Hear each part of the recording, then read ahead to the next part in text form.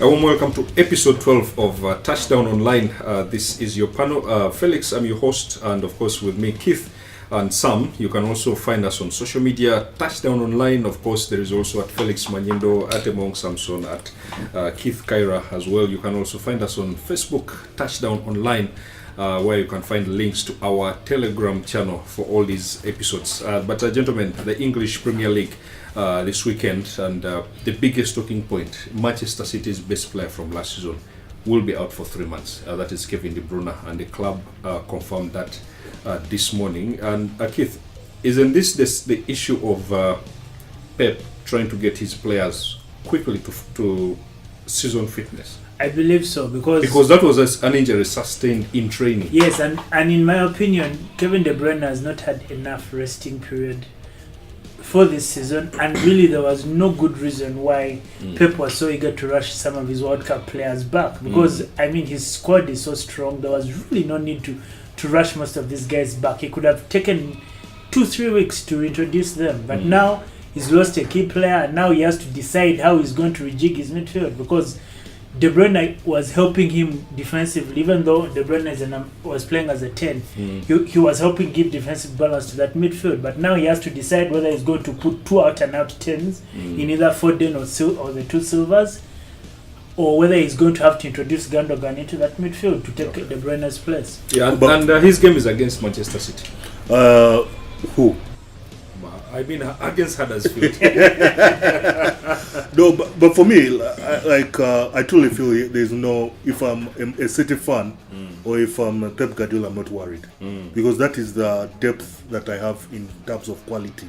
But you see, this is the problem Pep has, is he doesn't do his rotation well enough. That he has depth, yes, but when the injuries start coming in, the players that are supposed to be quality in depth look far off match fitness. You saw this that used to happen a lot. Yeah, but remember when something. The players start getting injured, and you're like, who does he bring in? Because he uses a core of players.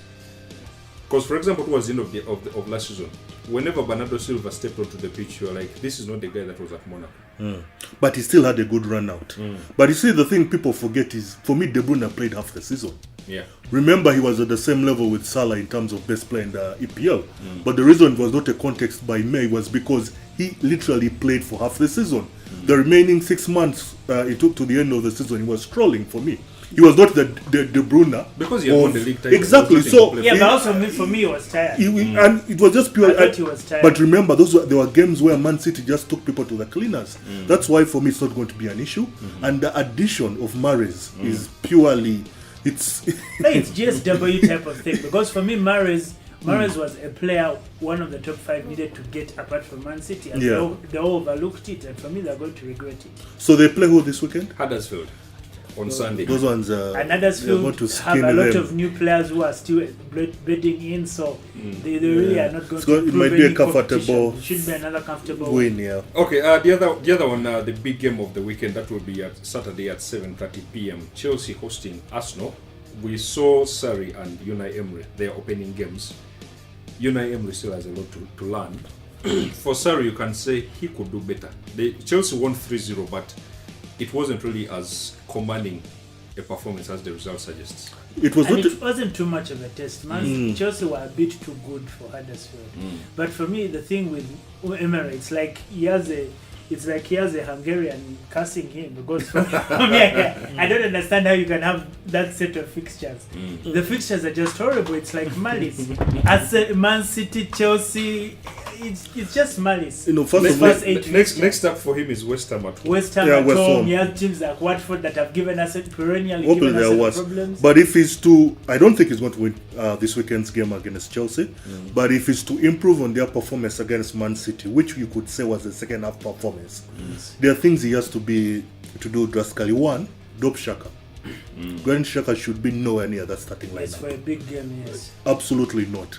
Secondly, Ramsey is not yet there for the season. Ramsey, I do not dismiss him because he has his moments when he comes and contributes to the team. But clearly, after the game against Man City, as in rejig the whole team, Lacazette and Aubameyang should start. You have nothing to lose. Even Torreira for me should because start. You're now putting two pacey guys against a back four which has not played in that format for 65 games, which Chelsea has done. Actually, they last played that when Arsenal beat them 3-0. Yes. I think it's 65 66 games that they have played with a back three. So those are things, put two pacey guys against them. But at the end of the day, I think Chelsea just have enough to beat Arsenal. And like you said, that cast. Their new keeper, Aritha Balaga, showing that he can actually... but for me, he was totally untested. He was untested, I would like to see him tested against but those are the games that had actually Man U fans wondering whether De Gea was the man. But you see, he's very good. He's very good with his feet. But I kept thinking, now we forget another Bravo. The thing is, for me, he's good with his feet. But for me, until he has faced an EPL team that gives him an aerial bombardment, I'm going to reserve my because he's really small in stature. So waiting for Burnley. No, yes, because let me tell you, De Gea started like that. De Gea started looking that good. Then he faced aerial bombardment, and then people started to wonder if they're not got to him. Okay, and we have a London derby. And then stole a donut. Yeah, he stole a donut. And then but the fortune the was swept under the carpet, I don't know. But London derby, Tottenham hosting Fulham. Now, Tottenham have actually had a delay on their stadium. So they are going to play all their games at Wembley, I think, until when they have to play Liverpool. Yes. And yesterday I saw them trying to find off playing Manchester United at Twickenham, the rugby ground, but the rugby guys refused. And they didn't do any transfer business. But let's put it in hindsight. Is it such a bad thing they did not make an addition to their squad? Yes. Considering Man City only made one addition. Why it's a bad thing is that they had 3 players they clearly wanted out, who they're unhappy with. The problem is those players could still leave in this window. And if they leave, they'll be seriously short. If Alderweireld, Dembele and Danny Rose leave, as some people believe, it is going to be a problem because they have not replaced these guys. It would be different if they had not signed anyone and they had no one who was unhappy and wanted to leave. Then there you've done great business. But for me, currently they put themselves in a dangerous situation that they really did need to put themselves in. But for me, one of the things I wanted to tackle is you cannot ignore the growth of Dele Alli. He has become such an exceptional player. His IQ. I mean, it's a pity that he's off the pitch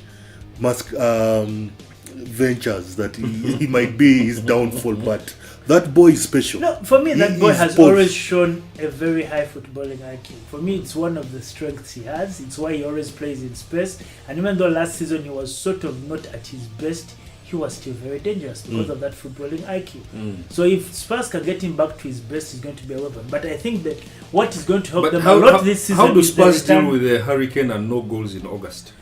It happens all the time. And the thing is, what might help them this time is the fact that they have people like Lucas Moura and Lamela there. Those are like 2 new signings. If those 2 boys can hit the ground running, especially Lamela after that long injury layoff, and Moura because he was settling into the league, I don't think it will matter because with Dele Alli there and Eriksson, they still have goals. Kane can sleep for his first month as he always does, and they should be okay. Okay, and Manchester United going to Brighton, where they could get beaten by them.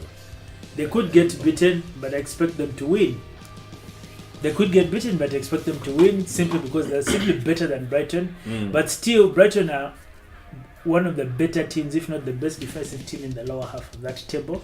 And for me, United's problem with the right flank still persists. Against a team that's decent defensively, that is organized, if they cover the left flank, United are not going to score unless they have an individual brilliance. And so this time Sanchez has to come to the party because in the previous game he was giving too many balls away and killing moves. Well, like that's not news. Shouldn't Sanchez be? I have preached that for many years. Because he did everything else, but for some reason he kept passing the ball too short. Sanchez's last 2 addresses, when they realized he was a loss, rather than even put him on the bench for him to actually be poisoned in the dressing room, he was just offloaded. Barcelona did that, and I'm sure Arsene Wenger had that in mind when he realized. Because remember, he was the guy when Bayern Munich are beating Arsenal 5-1, he's squatting on the pitch like his team let him down, and he started doing that at United as well. And a good. So but at United, he's not really had the opportunity to shock you for that because it has been the clown. But he has to first become a hero before he can show his That's why at United, he has not started to shock you. Ironically, last week he was trying to get onto Mourinho's good side by also blaming the board for not signing quality players. And I'm like, you are a quality player who came and you lose more balls than actually Batistuba when was. But the question I wanted to put out there, Fred, verdict after one game, which is unfair, of course. Does he keep his place in the team? Definitely, He should. because I thought he played very well in his first game. Him and Pereira, I thought they played very well. I thought they combined well together. And Fred looks like a guy who's going to be an asset to the team. Because for me, he's basically, you could say he's a second Pogba. United needed another midfielder who could actually do something in the final third. And for me, his ball retention is excellent. I mean, the guy had 93 pass percentage in that game. So, I mean, that is a good sign for somebody who's first time in the league. So he should grow into the role.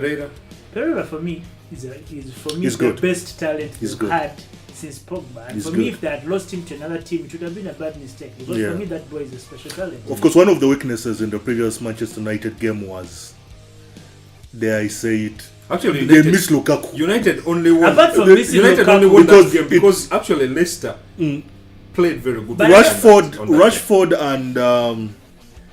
and who? Okay, Sanchez. I think it's kind of unfair. No one could really.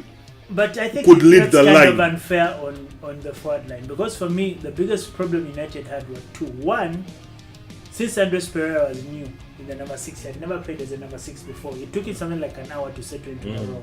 So basically, Leicester took control of midfield, and then it didn't help that Rashford's support, who was Sanchez, for some reason could not pass the ball to him. He either pass it too short or too long. Because there was a point in second half, Rashford ran, won the ball, held it up, and waited for support until he was robbed again because he was crowded up by 4 guys. So I think it's kind of unfair on him. By the time Lukaku came on, and Andres Pereira had finally settled into midfield, and United had started to control the game. Lukaku is threatening to retire. No, but Lukaku in Belgium national team. No, he actually wants to retire. I don't How old is it for him to retire? 25.